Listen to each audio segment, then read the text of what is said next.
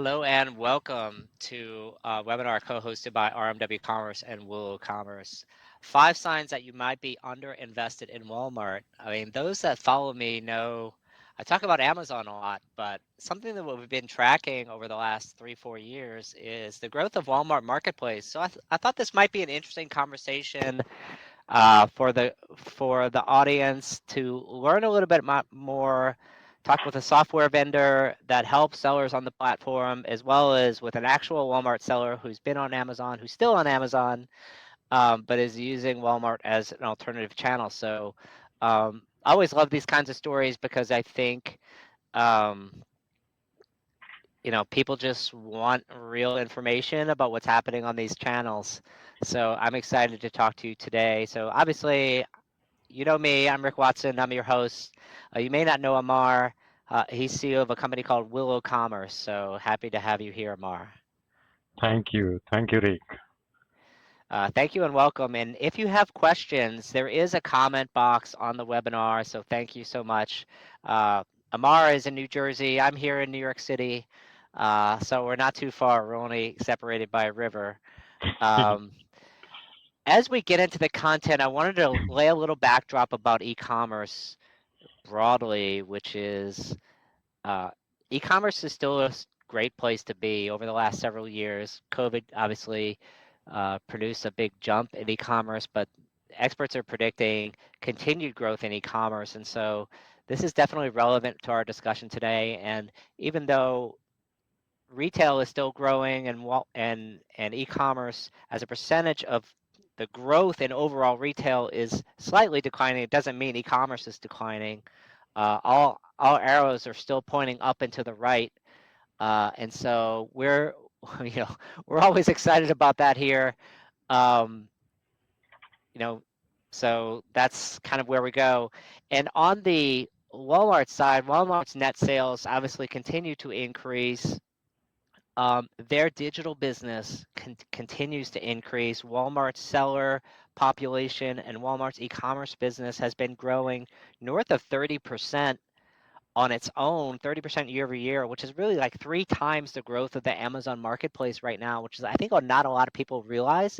And I think this is similar to Willow's own numbers. So I would love you to talk a little bit about this, uh, Amar, and what you've noticed when you added Amazon. Obviously, you've been working with Amazon.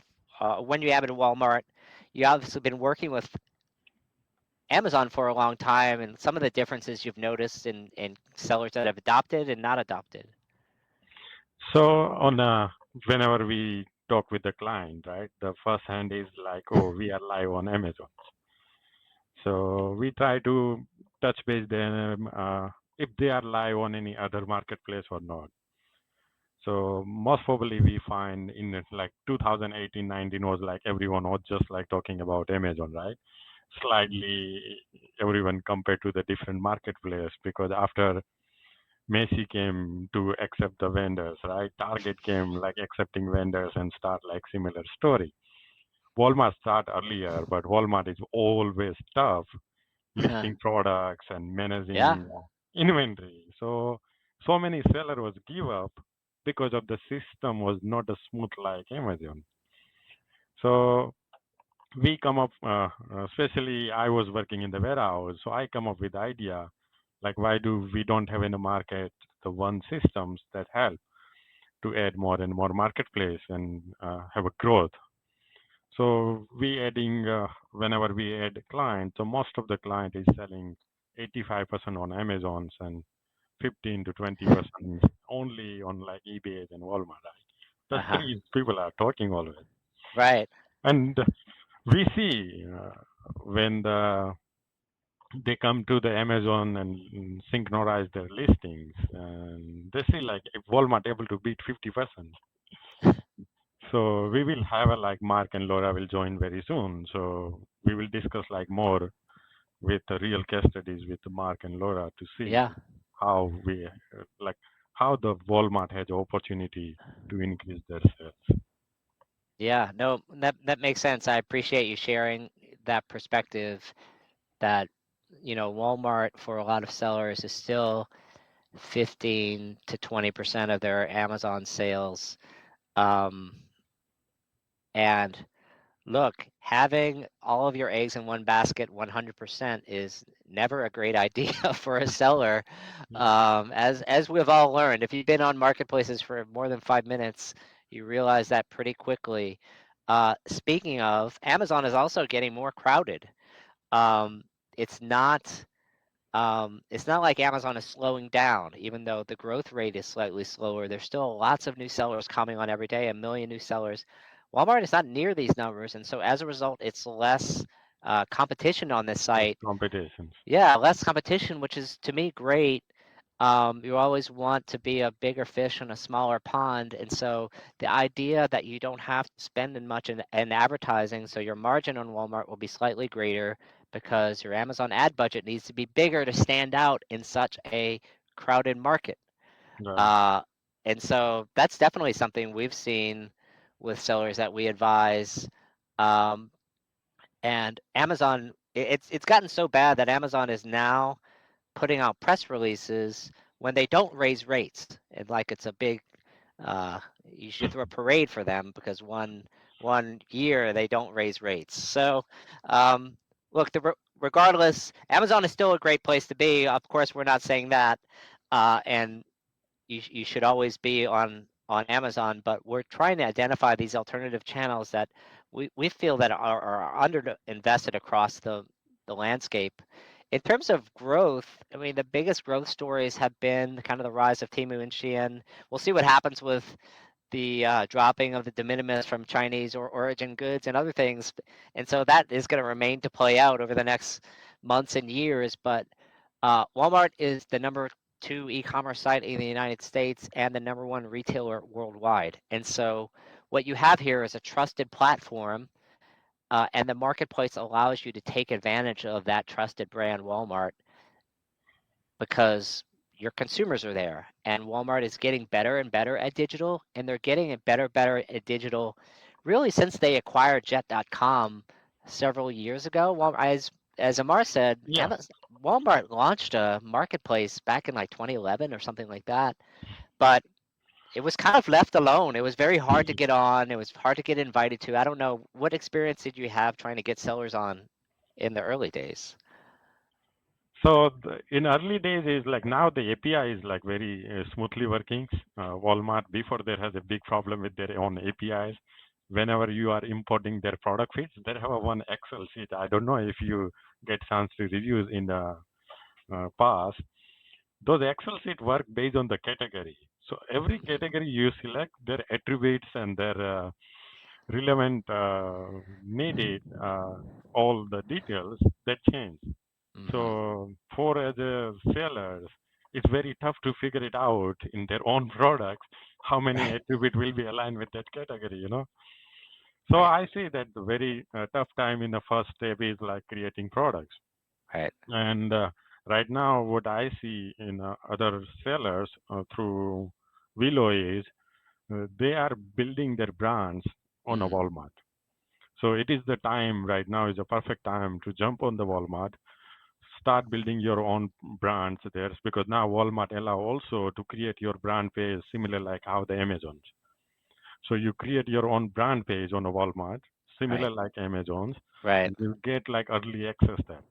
So you can set up your Walmart brand there, and you have a, like all banners and whatever is requirement there, and just gain access as much as early you can. right, So you build the brand, you build the reviews, and you will be try to stay on the top on the categories to get the higher sales. Is it like how Amazon has a, someone like around 100K reviews, and they are always top on the category, right? right, It's similar time, like start building on a Walmart and just get more and more reviews to stay right. on the top categories, build SEOs in your products. So that can help in the future to stay on the top on the Yeah. competition in the Walmart. No, it makes sense. And so I think with this background of e-commerce and these marketplaces, it's great to bring on our guests here, Laura and Mark Trucksess of LMT Arbitrage. Um, their, I think, journey is interesting. So welcome to the webinar, Laura and Mark. Hey there. Hello. Thanks so much for being on. I guess let's start at the beginning. Like, Why does your business exist? How did you start? I think that's sort of the most interesting question. Like, when did you first get on marketplaces? So we dabbled with eBay for a bit, and we did pretty well for what we were putting onto it.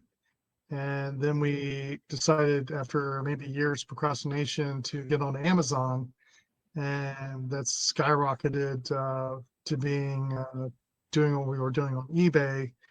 We did in a year on eBay, we did in about a month and a half on Amazon. So that was Oh, definitely a wow. sizable increase of volume.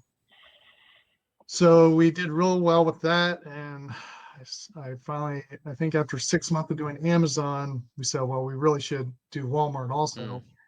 And it was slow. I mean, it was an addition to us because what we used it for was anything we couldn't list on Amazon, we put on Walmart. Mm-hmm. Because with Amazon, they like to gate a lot of things, Mm-hmm. and that was our outsource of what we would do with products that we were getting that we had nowhere to go with. Yeah. So, What were some of the categories that you felt were gated or were gated to you that you were able to list on Walmart and not Amazon? Cosmetics. right. Yeah, HBA, health and beauty, a lot of the cosmetics we couldn't sell. And especially on Amazon when we first started, we were gated on an awful lot of stuff that now we've been unlocked on. But Right. And we've noticed that things are opening up more and more for us because the more you sell, the more trust is built with Amazon. So what we used to only put on Walmart, we realized at some point, wait, we can now sell it on Amazon. So that was a plus. Yeah, that's interesting. Look, we're getting questions, so yeah, definitely. Look, if you have questions, we'd love to get answers. We may not have all the answers, but at least we can ask, and then we can follow up and get answers. B2B with Walmart. Have you noticed businesses buying? Like, obviously, Amazon has their own separate Amazon business. Walmart, I don't think has that same. But are you noticing businesses buying from you? So I'd say that's a small percentage of businesses buy from us. So yeah, I think some of them might even be reselling it to overseas.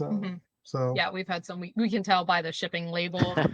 like going to a port and then it goes somewhere else, which is fine. I Yeah. have no issue with that. Got it. You're saying they're reshipping it overseas? Right. Got it. Okay, that makes sense. That's a great story. You said you joined Walmart 6 months after Amazon, and it sounds like your Amazon business was already on a growth trajectory. What, like, I guess why so quickly is the first one of the first questions I would think about. Why did Amazon produce so quickly? No, why did you go to, if Amazon was growing so fast, like why did you think about Walmart at all? Well, with the things we buy, because we buy things in a pallet, we were ending up with a lot of product that couldn't go on Amazon. And yeah, it can go on eBay, but eBay was tough because that's just so tedious trying to do listings. And I saw Walmart would be a better opportunity to be a bit more efficient on how to get listings up where you don't have to take pictures and all the extra information you need to put. So that's why we chose to do Walmart. And we were averaging about $300 a day in sales from November through September. So it was just a small piece of the business compared to Amazon, where we're probably at that point we're doing $1,500 a day at that point. Yeah, no, that makes sense. And so we've definitely seen lots of different kinds of sellers try out Amazon. I mean, their online sales keep growing. It sounds like that's been your experience as well. And really for you, it's just another channel choice. And so I think at the start, you know, the signs that you may be underinvested in Walmart, which is kind of the title of the presentation, is clearly if you're a seller, you might notice that your competitors are growing faster, not just on Walmart itself, but on Amazon. Like if you have more channels and more customers, you might be able to make better buys, have better pricing. Did you guys notice that as well, or is that not? Well, I think pricing is definitely Mm, more profitable to be on Walmart. So mm, we definitely saw that pricing was a little bit higher on Walmart compared to Amazon. Yeah. Just because less competition. got it. So essentially less revenue, more profit per item. Right. Mhm. Right. I agree. That makes And sense. then when we joined GBC or Willow rather, our sales jumped from 300 to 900. So Yeah. that showed that the items we were putting on Amazon very well can sell on Walmart just as well. Maybe not, I mean not just as well, but it was to our benefit to have them on both. Got it. And so look, the second one of the second signs that you have is obviously if you're searching if you're selling brands that are on Walmart and you don't have visibility as a seller, I think that's definitely an opportunity for people on the platform. Fulfillment is another question. I think there's a Walmart fulfillment is very popular, but a lot of people don't want to move their inventory to multiple locations because that's a big commitment. And so Walmart gives you the choice. And so walk me through how seller fulfilled items work.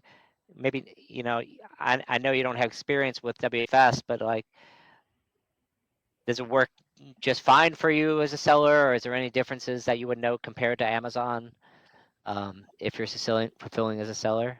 When we've done that on Amazon, our biggest concern with Amazon with a lot of the items we sold was them destroying product.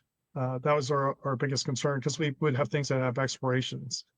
So we do have a percentage of things that could sell on in Walmart and Amazon that we wouldn't have the destruction possibility. So, but Amar would probably be more familiar with that. No, Yeah. no. Go Yeah, ahead, please. any comments on that, Amar? Particularly like the shipping arbitrage, I think is a useful story to tell here. Yeah. Now, as what I heard from the different client, and as Mark and Laura also, like we trying to help them to make sure they save maximum on their shipping. So that how the Willow has a smart order routing systems that help through their seller fulfillments. And Walmart fulfillment service also work for the brand who has without expiry date products. So if products stay a little bit longer, they can manage in the Walmart WFS. But if product has an expiry date, then seller fulfill is the best idea. Yeah. Because if you're not able to sell on a Walmart, some reason any, right? So you can push that product on eBay or any other marketplace or maybe somewhere in wholesale, or maybe someone can bring from your warehouse to sell it on a wholesale, right? Right. So But I think the ultimate benefit for having Walmart fulfill it or Amazon fulfill it is your inventory can be spread out and get to the customer faster. That's the big benefit for the customer. And space. Right. You And don't space need on to our side. have we have the Mhm. storage space right now, but if we didn't, Right. we'd have to do FBA or Walmart Right. fulfillment. Yeah. Yeah. Yeah. So it would give you options, and you can even have different types of products at different times go through different fulfillment routing. How does the smart routing work on your end, MR? Smart routings work is like whenever orders are coming. So we check every carriers to carrier and services based on the order requirements to make sure they get the best shipping services and carriers. So if there has a delivery timelines or there has some things to deliver in next days or 2-3 days, so we want to make sure that order will be count under that order setup rules. So whatever rules are set up through the sellers, they're able to manage their order routings and setting up the all carriers and bargaining with the carriers to make sure we get the better rate, and we pass most of the to our clients to make sure they get their benefits. Like we have competition, right? I'm not avoiding competition. Like we coach our sisters and whoever we count, and most of they keep it their margins, and we try to spread the margin to our sellers, Yeah, got it. our client. Um, If Mark, you want to talk something about that? Well, I will say one advantage to doing either FBA or Walmart fulfillment is that right now the USPS is having a lot of delays and we're getting a lot of customers that are upset about the delays, but I think it's temporary because it's weather related. So right now I would say I wish we weren't shipping through USPS, but I mean it's out of our control. But we do want to try to get more of the Walmart fulfillment and get on that, but we just haven't had the time to set it up really. Because it's being delivered by their own personal van, so Right. it's not a matter of the post guy can't get to your door because of the snow. We just need to set it up. No, it makes sense. We had another question come up, and I'll put it back on the screen. It's like, could we expect launching a Walmart to be incremental revenue? Do you think it takes away from your Amazon business? I don't know if you have a perspective of that. I mean, the only piece you need to add is getting those listings on. And what's nice with Willow is things automatically get listed on Walmart at certain increments of inventory. So yes and no. Some things need some creation as far as those listings, but generally speaking, most of our Amazon products are getting listed automatically on the Walmart. It was a very quick process. Right. It wasn't like it took a lot of time away from our Amazon business. But it's definitely, in some aspects, it's necessary to have that time dedicated to it because that's your only source to sell on. But most certainly, like I said, with that increase of 300% to use Willow to help provide that efficiency, it was well worth it. No, it makes sense. And so I think the idea for you is it's not like your Amazon business started slowing down when you added Walmart. Right. No. Oh, no. Sourcing, if there's ever a slowdown, it's because of sourcing. So I can never say, well, Walmart's absorbing the sales, taken away from Amazon. That's not the case. It's a matter of us being able to source better to keep that inventory in place, to maintain the level of Amazon. Well, and one nice thing about Willow that we like is that if we see that a product is selling at a higher price on Walmart, we can either take it off Amazon or put more of them on Walmart or something like that. So we're kind of exploring that a little bit. Like, oh, this sells much better on Walmart. We can adjust it, seeing which marketplace has better sales or a better price. It's fascinating to see customers will pay vastly different prices for the exact same product. Huh. What do you attribute that to? Do you think it's just a selection thing? Like, I know as a consumer, I find like sometimes there's 10 of these things on Amazon. If I go to Walmart, sometimes the Walmart, like there's just not as much selection. And so the price, if there's only one seller on it, the price could be very high. Right. And so then if you just have a reasonable price. Yep. That's it. Right. We just have to be reasonable. That happened to me this morning where someone was selling something for $40 and I was like, we could put it for 20 and still make a good profit and we'll sell it. So yeah, a lot of it is just supply and demand. Like you're right. There's not as many sellers on Walmart for certain things. So. And then when you look at like bestseller ranking on Amazon, bought a product at a really good price and they're selling it for $150. And I'm thinking the number of people are buying it is so few and far between, but if it was at a rational price, I'm sure that bestseller ranking would go up drastically.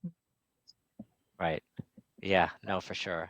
So I think pricing, we're talking a lot about pricing here, and definitely if there's pricing opportunities, I think that happens. And then processes is another thing. Like you've talked about listing in multiple places. I think a lot of sellers are overwhelmed because, oh, I'm on eBay or I'm on Amazon, and I can't just imagine adding another channel because I already have to do so much.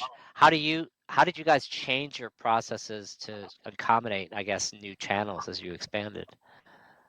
Well, at the beginning, when we started with Walmart, I mean, it was a bit time consuming of doing one listing at a time and trying to figure out how Walmart does it, because with Walmart, it's tough because it's like a two-step process. With Amazon, it's a one-step process. If you buy a dozen pens, you can put it on the Amazon, you say 12, and I'm selling at this price. And then it's listed. With Walmart, it was two-step where you say, okay, I have this. And then when it comes up eventually, now I can say how much I have. So it was a struggle for sure with Walmart to become efficient before we met Willow, just to do that. So got it. There was no easy process at the beginning. And it still remains the same the way Walmart's set up. There's no fast process to listing creation and inventories into it. No, And then look we at try to manage it between the two. I think that's why we never chose to list on Amazon and Walmart if the product was minimal. Mhm. Or some product I would have thousands and thousands where I was willing to take the risk of, okay, I'm going to list on both or even as well on eBay, but I had so much product. The worry was not, well, we're going to oversell. right. Exactly. And you're highlighting a few things that, like, look, it's not all roses. What were some of the other challenges that you ran into listing on Walmart? Because I think, like, again, our goal isn't to just pump up something. It's also to, like, just be real about the situation on the channel today and what people can expect when they come Yeah. out there that they might be surprised by, or things Yeah. that you're disappointed by. Well, with Walmart, I'm disappointed that there's not a lot of tools to help a seller be successful.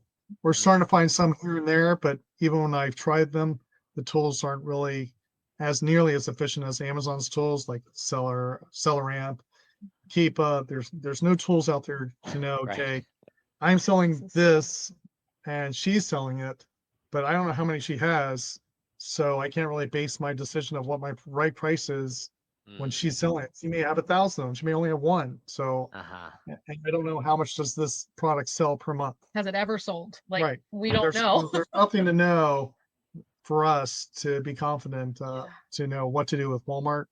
So It slows us down a little bit. right, Yeah. right. It's not a useful application to know, okay, this is what we're going to do. With Amazon, we can say it's the right thing to do or it's the wrong thing to do right away. So really we rely on Amazon's tools to know, okay, if it sells this much on Amazon, we're thinking this is going to be successful as well on Walmart. Yeah. Right. So it's Yeah, so something you're that- using Amazon Yep.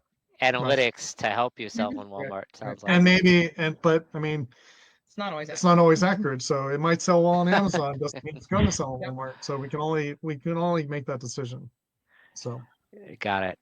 We have a question. I don't know if you'll be able to answer it, or maybe Amar will be able to answer it, because I'm not sure if you're using kind of the brand tools as a reseller. How do you address brand health issues on that you might get on Amazon due to Walmart? well, I think the big difference is, and I will say that Walmart takes care of their sellers better in this aspect. Where on Amazon, you can get complaints that hurt your health. Where in Walmart, they just gate you out of it, so you don't get into these troubles. They send you a warning and Right. say you need to take this listing down because there's an IP complaint. Right. They let you know. Right. Amazon doesn't do that. Right. Amazon, you just get destroyed, and now you got to see, well, how can we get out of that hole? Yeah. And sometimes what you have on you can get you out of the hole, but many times you just have to wait for it to go away in 6 months. Yeah. Well, but Walmart's better, where Mhm. we've never seen it where we feel threatened at Walmart of, Correct. oh no, we've done something wrong. Yep. There are businesses in jeopardy with that piece. So Walmart takes care of their sellers better in that aspect. Absolutely. That's fascinating. But what I would like Walmart to do better in is the return piece and the Mhm. refund piece, where they don't really get our input and there's no fighting a refund of any kind, Correct. where Amazon takes care of you better in that aspect. So you got to choose your battles, which one's more important. Right. And that's why it's important to diversify which Yeah. platforms you're using, because one day we may not be on Amazon. So we need Walmart to really take the reins, if not the next e-commerce as well. That makes sense. And also in that scenario, Rick, I would like to add, like using the multi-plus marketplace is really balanced sometime. If Amazon go a little bit down or Walmart go down, then Amazon can set up, like help you and support your business continue. So sometimes I notice some clients, sometimes that Amazon sales go down. In that scenario, still Walmart helping their business Yeah, continue. Right. Yeah, so we had our Mhm. account paused for Amazon for something at one point. I think we just had to verify information or something, but Walmart sales kept going. So. Right. Right. Right. So we did a comparative before we went with Walmart and Amazon. We were averaging at the beginning about 8% of our sales in Walmart was equated to what we were selling on Amazon. So right now we're averaging probably closer to 70% of our sales comparative from Walmart to Amazon is where we're at. So it's definitely a increased production. That's great. Look, in terms of the age of efficiency we've talked about here as a seller, there's really two ways to compete: price or trust. And Walmart being a trusted platform, the idea as a seller is you can trade on their brand to sell your products, because consumers are out there looking for what you're selling. And if you're just trying to be the lowest price on Amazon, that's a tough way to make a living. And so we've talked about kind of the price arbitrage matter of the situation, and I think that's just the reality online, is that there are different consumers in different places. There's different levels of selection and competition at different places. And so if you can be a trusted seller in a new place where there's demand, that's pretty exciting overall. So any last words, Lauren, Mark? Advice that you wish you had told yourself, or you knew when you started out on Walmart?